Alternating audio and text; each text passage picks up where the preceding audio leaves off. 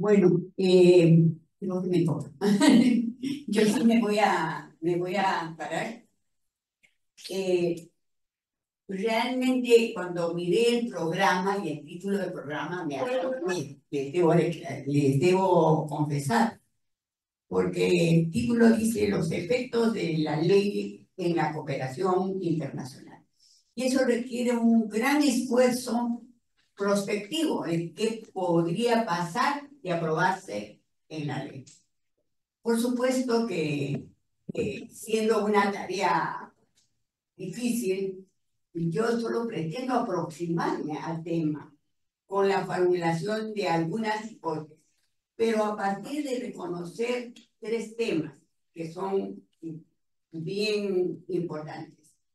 Uno primero, dando una breve mirada a cómo ha evolucionado la cooperación internacional en los últimos años. Y para este efecto voy a tomar datos oficiales, es decir, los datos que publica la APSI. Y debemos felicitar a la APSI porque desde el año 17 ya está sacando informes anuales.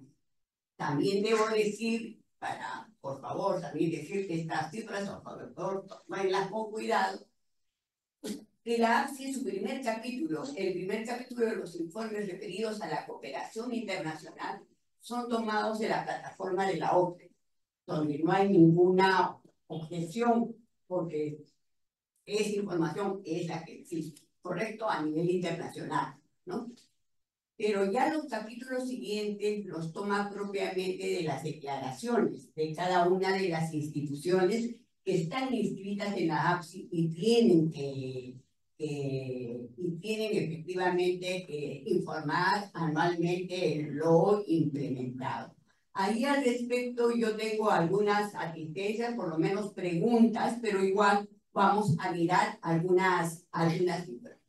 Entonces, en las cifras es un repaso muy rápido, no pretendo hacer un examen y un análisis de toda la cooperación internacional, ni mucho menos. A ver, veamos, Tenita, ¿me ayudas? Sí.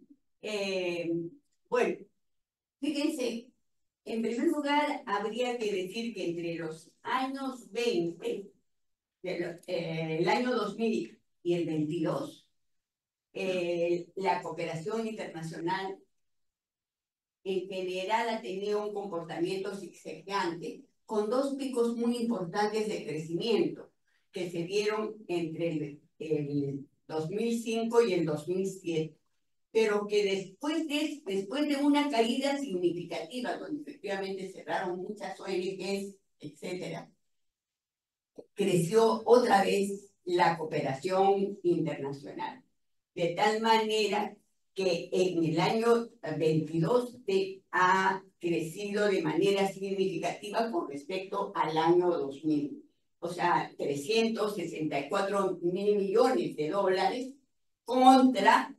comparado con los 491.000 del año 22. Ese es el último año que tenemos información de parte de la APSI, ¿no? Se entiende, y esta información es oficial, que el año 2023 también habría crecido, pero todavía no está publicada y por lo tanto aquí no está registrada. ¿Bien? Bueno, y además debemos señalar que entre los años de 2018 y 2018 y 2022, el comportamiento más o menos ha sido ascendente. Es decir, que la cooperación internacional estaría teniendo un incremento. Pero ¿qué cooperación internacional es la que efectivamente ha aumentado? ¿Yanita? ¿Yanita? Ok. Aquí la información no está completa, aunque la tengo en otro cuadro y la vamos a mirar, ¿no es cierto? Vemos que entre el 2012, ya en un periodo posterior, y el 2017, la cooperación intergubernamental, que es la cooperación fundamentalmente bilateral, ¿correcto? Esa es cooperación bilateral, pero también intergubernamental. ¿Qué cosa es la cooperación intergubernamental? Es la cooperación que se conforma por tratados internacionales, fondos, ¿correcto? Entonces es cooperación entre varios países que contribuyen a determinada objetivo, etcétera, ¿no? Pero fundamentalmente la cooperación bilateral, después de una caída hasta el 2014, crece de manera significativa. ¿Ya? También crece la cooperación multilateral, ¿no es cierto? Que está en verde, ¿no? Tiene más o menos el mismo comportamiento entre el 2015 y el 2017, está en ascenso. Pero la cooperación privada es la cooperación que decrece de manera significativa hasta el 2014 y de ahí más o menos se mantiene hasta el 2017 con un comportamiento ciertamente ciseñano. Visto esto en cifras, ya no pude poner en cuadros. Anita, por favor. Podemos mirar la información del 18 al 22, que es la continuidad de esto, ¿no es cierto? Yo solamente voy a poner énfasis en dos temas. La cooperación oficial sube de 265.000 a 358.000. Y la cooperación privada baja de 140.000 a 132.000. Es decir, esta tendencia de la década anterior se mantiene en los siguientes años. ¿Ya? Las ONGs, ¿de quién reciben fondos? ¿No es cierto? Las ONGs reciben fondos, tanto de la cooperación privada, que es su principal fuente de financiamiento, pero también reciben fondos de la cooperación bilateral. Por ejemplo, para ponerlo en sencillo, cuando la institución X, en alianza con una ONG extranjera, aplica a un fondo gubernamental, sea de los gobiernos descentralizados de España, cualquiera de ellos, o sea de las entidades de cooperación internacional, ahí estamos recibiendo cooperación bilateral, ¿correcto? De España, de países, ¿no es cierto? Y también varias instituciones aquí reciben fondos de la cooperación multilateral, especialmente de todos los órganos de Naciones Unidas, llámese UNICEF, etcétera, de todos los organismos de Naciones Unidas. Entonces, si bien la cooperación no gubernamental bajó, sí, seguramente en ese periodo, y esa es información que no tenemos, se ha alimentado también del crecimiento de la cooperación bilateral y de la cooperación multilateral. Bueno, una segunda pregunta que me dice, bueno, ¿y dónde está localizada esta cooperación? ¿En el Perú? ¿En qué países? ¿Cómo se ha movido esta cooperación? Porque si hay que prever qué efectos tendría a futuro la ley, es necesario ver también dónde está localizada esa cooperación. Localizada, ya digo en este caso, por lo menos por lo que dice la nota metodológica del informe que estoy mencionando y citando, es información de aquello que se ejecutó. O sea, no solamente que se convino, o sea, porque hay fondos que efectivamente no terminan de implementarse plenamente, sino aquella que efectivamente se ejecutó. Por favor, Benita. Ya, perdonen, pero ahí hay muchas cifras, yo solamente voy a poner énfasis en algunas cifras, ¿correcto? Entre el 17 y el 22, la cooperación en Lima cayó de 128.000 a 128.000 millones, perdón, a 125.000 millones. Estamos hablando del total de la cooperación. No estamos hablando millones. ¿Ya? No solamente estamos hablando de las ONG, sino del total de la cooperación. ¿Ya? Llama la atención, efectivamente, que algunos departamentos en los cuales tradicionalmente estaba muy concentrada la cooperación, como por ejemplo Apurímac, Ancash, Huancavelica, Cajamarca, hayan perdido un peso en la asignación de recursos de la cooperación, ¿no es cierto? Y por el contrario, ¿correcto? Haya aumentado de manera significativa en algunos otros. Por ejemplo, en Piura, ¿no es cierto? ¿A qué se debe este fenómeno? ¿No? Fundamentalmente en este caso se debe a todos los eventos climáticos catastróficos que han ocurrido. Y entonces ahí se concentra la cooperación, ¿no es cierto? Y una cooperación que también se incrementa de manera significativa es aquella que está a nivel nacional, o sea, distribuida en la mayor parte de departamentos del país. Aquí debemos recordar un dato que es muy importante, que forma parte de estas cifras de la cooperación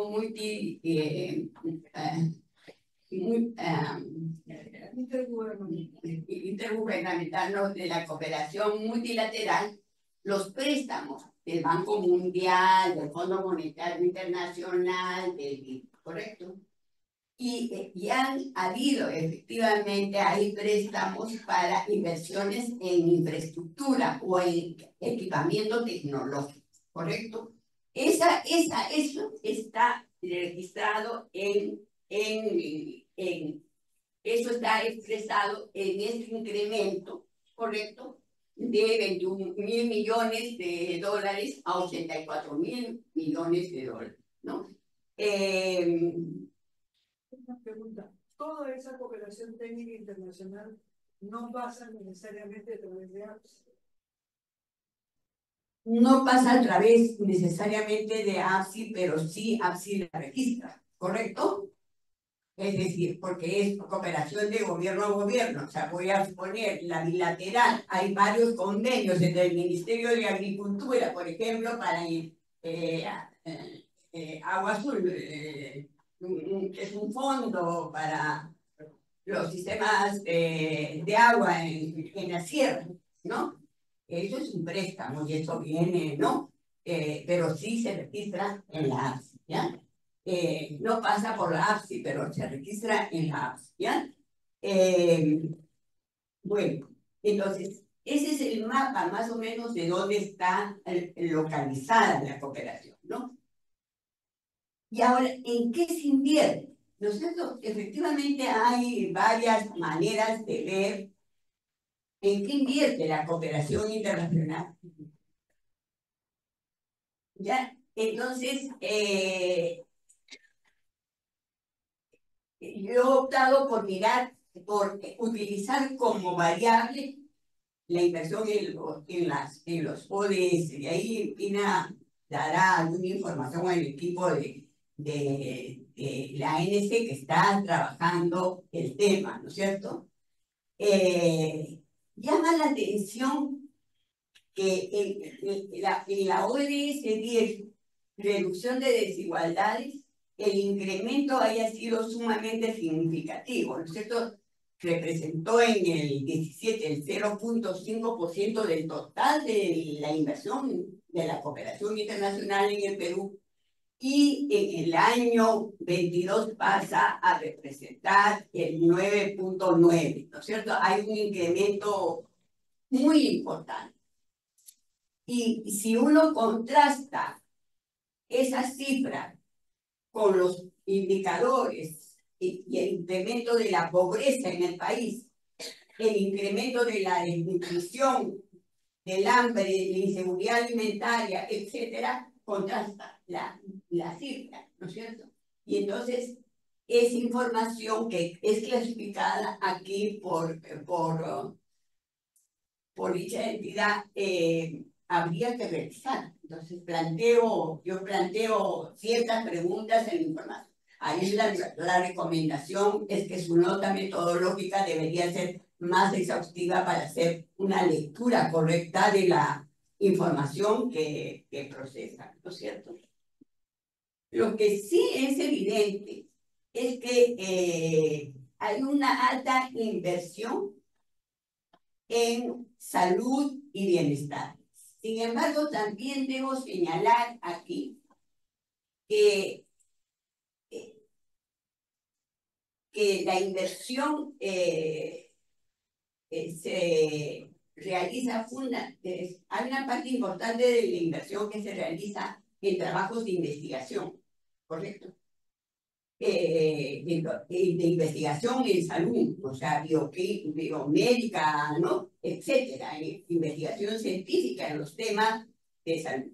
Entonces, efectivamente, si bien se reduce en el año 22, sigue siendo importante en comparación a las demás. Hambre cero, una alta inversión, pero los indicadores del país, como ya he dicho, son terribles, ¿no es cierto? Hay un incremento del hambre, de la desnutrición y la inseguridad alimentaria, ¿no? En materia de igualdad de género, el ODS 5, efectivamente hay un incremento, ¿no? Entonces, así más o menos está priorizada las inversiones. ¿Quién prioriza? ¿Ya? Yo quiero decir que realmente la cooperación que ejecutamos las ONGs más o menos constituyen la tercera parte, la semilla de lo que constituye el total de la cooperación internacional, ¿no es cierto?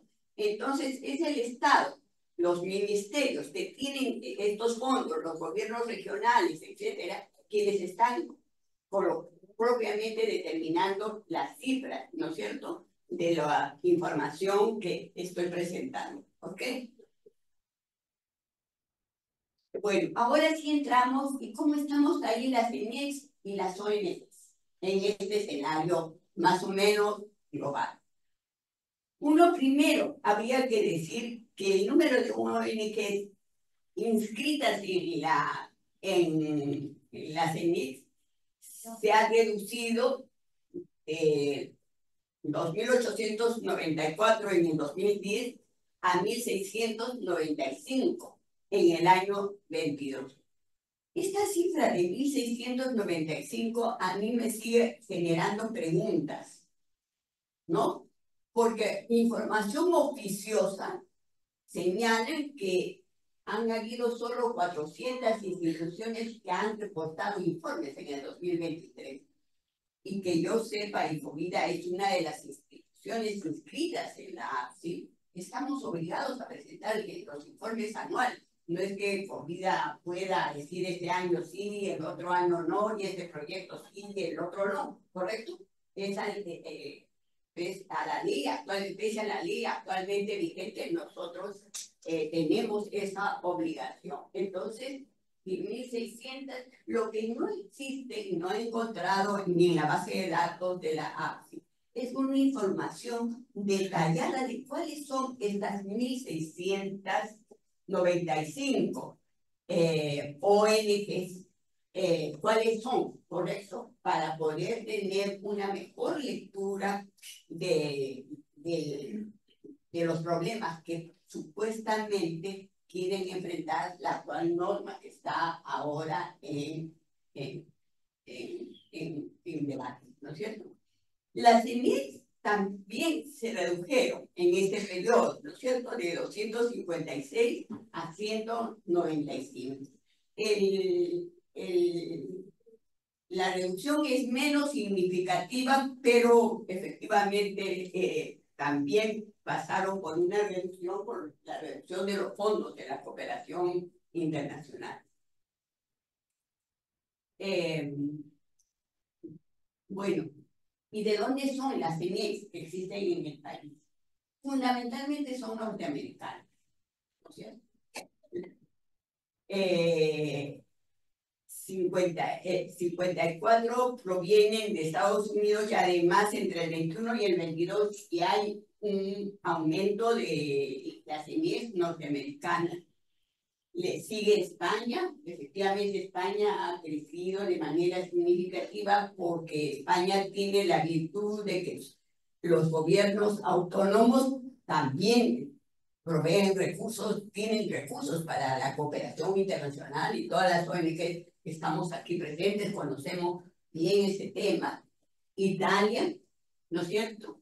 Ya sabemos que este fenómeno empezó con el Fondo Contravalor y fueron creciendo las ENIEX italianas en el Perú, Suiza, Canadá. Y recientemente están ingresando ONGs de Argentina, Colombia, Costa Rica, es decir, de la región, ¿no? Del continente, ¿no?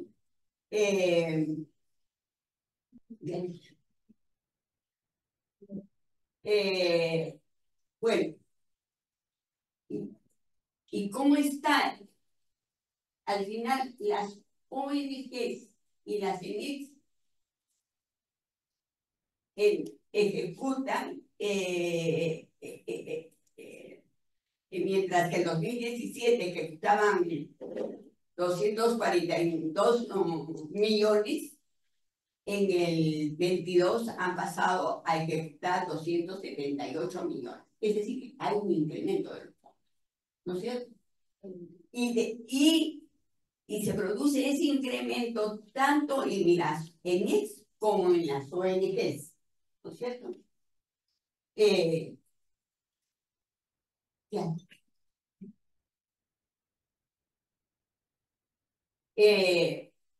Y lo último que sobre el tema quisiera presentar antes de pasar algunas reflexiones, me parece importante destacar que muy pocas ONGs y concentran el financiamiento. ¿No es cierto? Es decir, que hay instituciones muy grandes que tienen gran financiamiento y hay instituciones medianas que tienen financiamientos más o menos por debajo del $1.000.000 anuales, y seguramente hay instituciones muy pequeñitas que tienen financiamientos, ¿no?, pequeños, ¿no es cierto? ¿Y de dónde viene esta apreciación? Porque en cuanto a las ONGs, podemos decir nosotros que son 10 más o menos instituciones las que concentran más o menos el 34% del total del financiamiento que reciben las ONGs. Solo 10. ¿No es cierto? Y es que efectivamente tenemos a instituciones muy grandes como World Vision, ¿no es cierto? Profonampe. ¿Y qué es Profonampe? Y ahí quizás una salvedad. Profonampe es una institución que tiene la personería jurídica de una ONG, pero donde participa el Estado. Es una institución cuya misión es captar fondos para financiar los proyectos del Ministerio del Ambiente, ¿correcto? Es más aún, la mayor parte de los trabajos que se realizan alrededor de las reservas son financiados con fondos captados por Profonampe, y este tipo de obras se realizan. Entonces, Profonampe, CARE Perú destaca dentro de ella, ¿no es cierto? Y vemos que efectivamente estas instituciones, salvo algunas, han tenido un incremento significativo entre el 2017 y el 22, ¿no es cierto? Entonces, creo que estos datos son importantes para ver efectivamente nuestras estrategias de trabajo para enfrentar los problemas que ahora tenemos, pero sobre todo también para visualizar qué efectos podría tener la ley de concretarse como lo tenemos previsto, ¿no? El panorama es similar en cuanto a las ENIEX, socios en salud, el año 22 subió, entre el año 17 y 22, subió del 8 al 22%, millones de dólares, perdón, y igual podríamos decir que tiene un incremento muy significativo, World Vision, Save Children, ¿no? Ya. Ahí mencionar un tema que también uno si examina la información de manera más detallada, también está expresando los temas de trabajo priorizados, ¿no es cierto? Socios en salud, temas de salud. Correcto, los temas de salud. ¿Y por qué los temas de salud? Por dos factores muy importantes. No olvidemos que hemos tenido la pandemia de por medio, ¿no es cierto? Y entonces, y eso ha hecho que la inversión en los temas de salud crezca de manera significativa y que además crezca a nivel de organizaciones, a nivel de, en las instituciones, en las ENIES propiamente, ¿no? Eh, el plan international, yo no pronuncio bien el inglés, baja, pero estos temas trabajan fundamentalmente, el World Vision no mantiene, trabajan fundamentalmente los temas de familia y niñez. Con mis hijos no tenemos. ¿No es cierto? Pero están, o sea, es decir, por favor, la cooperación internacional están financiando distintos temas que nosotros podemos criticar, objetar, estar en contra, etcétera, pero es un dato de la realidad que tenemos que conocer, ¿no es cierto? Las demás instituciones trabajan mucho los temas ambientales, ¿no es cierto? El cambio climático y los medios ambientales. Y yo hasta ahí me limito a decir, ¿no es cierto? Pero hacen un trabajo directo principalmente en la Amazonía, ¿no? Esta es la información global. Esta es la situación de la cooperación. Esto nos ayuda a ver no solamente esto, y ahí quisiera yo rescatar el análisis de contexto que nos ha presentado Javier, ¿cierto? Porque a esta información, a cómo se está comportando la cooperación, cómo está para ver los posibles efectos, hay que agregarle el contexto en el que se está desarrollando la cooperación internacional y el contexto en el cual se está desarrollando, en el cual está el proyecto de ley que ahora enfrenta.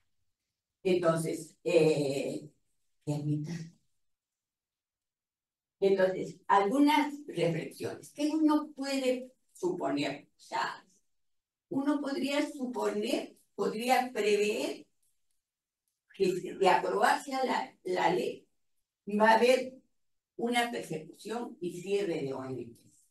Por dos razones. Una primera razón muy importante es que porque la ley dice explícitamente que las ONGs están prohibidas de hacer activismo político. ¿Y qué es, de acuerdo a la norma, activismo político? Activismo político, de acuerdo a la norma, es incidir en política pública.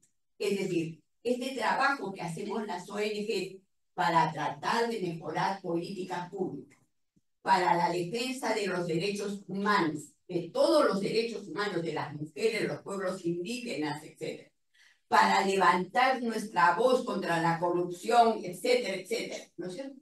Todo eso es activismo político. En última instancia, lo que hacemos nosotros es generar propuestas pequeñas, en ámbitos pequeños, ¿no es cierto? Para que efectivamente eso pueda generar conocimientos que puedan aportar a la formulación de propuestas. Y entonces ahí vamos con esas propuestas y con la validación y con estudios al respecto vamos a tocar la puerta del Ministerio de Agricultura, de Agricultura, de la Mujer, etcétera, de todos los ministerios, y decimos que esto cambiará. Pues eso ya no, con esta norma no va a poder ser. Entonces, efectivamente, podemos ser objetos de persecución, pero además la norma contiene medidas desproporcionadas en las sanciones que van a aplicar a las ONGs. Que una ONG como multa pueda pagar $2 millones, eso es imposible, ¿verdad? 2 millones de soles, eso es imposible. Implica el cierre de la ONG, ¿no es cierto? Y si a eso uno le agrega la alta discrecionalidad que señala con la cual está planteada la ley, las sanciones, es un medio clarísimo, ¿no es cierto?, de utilizar, de que los gobiernos de turno las utilicen políticamente para la persecución y el cierre. Yo quiero recoger lo que nos ha dicho Javier. Estamos en el marco de la construcción de un modelo autoritario. Yo creo que ya se está cambiando un modelo autoritario, se está cambiando propiamente el Estado con todo el desmoronamiento de los poderes y la cooptación de todos los poderes del Estado, pero además con una ampliación claramente de las economías privadas. Y entonces, y un discurso trasnochado y conservador, ¿correcto? Es todo lo que nos ha señalado Tatiana hoy día al respecto, ¿no es cierto? Entonces, estamos en un modelo autoritario de tinte conservador. Y esto ya se ha aplicado en otros países, llámese Nicaragua, Venezuela, pero también hay países en África, etcétera, que han hecho lo propio, ¿no es cierto? Entonces, efectivamente, el riesgo va a ser la persecución y el cierre de las ONGs. Además, yo quiero aquí relevar un tema que no puede pasar por desapercibido, ya me están costando correr, es que se está violando uno de los acuerdos de Busan. En Busan, con todas las idas y las vueltas de todas las conferencias que ha habido, han habido 3 aspectos sustantivos. Uno, primero, el reconocimiento de las ONGs como parte de la comunidad de la cooperación internacional. Es decir, no solamente es cooperación internacional el país que da recursos, el país receptor de esos recursos, sino también la sociedad civil que hace posible la implementación de esto. Y entonces es un actor más de la cooperación internacional. Esta norma nos saca de eso, ¿correcto? Y entonces es el Estado propiamente el que va a determinar si nos asociamos o no nos asociamos. Pero hay un segundo factor, que la Busan es clarísimo, ¿no es cierto? Y es que los estados se comprometen a generar un entorno habilitante que haga posible, un buen entorno que haga posible que efectivamente se cumplan los objetivos de la cooperación al desarrollo. Y estoy hablando de la cooperación al desarrollo, porque en Busan, todas las conferencias tuvieron al respecto. También en ellos también se logró un tercer acuerdo que es sumamente relevante. Ya no se habla de la eficacia de la ayuda, correcto, sino de la eficacia del desarrollo. Entonces, eso recoloca el sentido de la cooperación internacional. Y nosotros, precisamente, somos instituciones de promoción del desarrollo. Esto efectivamente tendría a colación una disminución de los fondos de la cooperación. Yo traté de bucear información de qué estaba pasando en Nicaragua, etcétera, En Nicaragua se han cerrado muchas ONGs, la mayor parte, existen muy pocas, se ha retirado la cooperación. Ahora tiene cooperación de países autoritarios, alguna cooperación, ¿no? Ha ingresado, pero el efecto es ese, ¿no es cierto? Ese podría ser el efecto. Bueno, un efecto clarísimo es, efectivamente, ¿y qué pasa con los acuerdos, los compromisos del país con respecto a las OEDs? Eso que se ha avanzado según los informes que hay al respecto, también entrarían en retroceso. Se recrudecerían las desigualdades y pobreza. Creemos que efectivamente somos actores muy importantes. Y quiero ahí decir, no solo porque desarrollamos o implementamos algunas propuestas sobre terreno, sino porque reivindicamos y empoderamos derechos. Y los derechos, el ejercicio de derechos es una condición para la democracia y el desarrollo. Entonces, esto se vería afectado, ¿no es cierto? También repercutiría en un debilitamiento del tejido social, ¿no es cierto? Y del activismo político. Del activismo político en el buen sentido. O sea, ahorita se viene desmoronando todo el sistema de justicia en el país. Y frente a eso, ¿qué? ¿Vamos a negar nuestro derecho a la participación política? ¿No? Esas son las consecuencias, ¿no es cierto? Por lo tanto, un recrudecimiento del autoritarismo. Así visualizamos las consecuencias y quizás lo más importante que quisiera finalmente decir antes de que Pina me calle es que tenemos un largo camino que recorrer para hacer frente a los desafíos que ahora tenemos. Muchas gracias.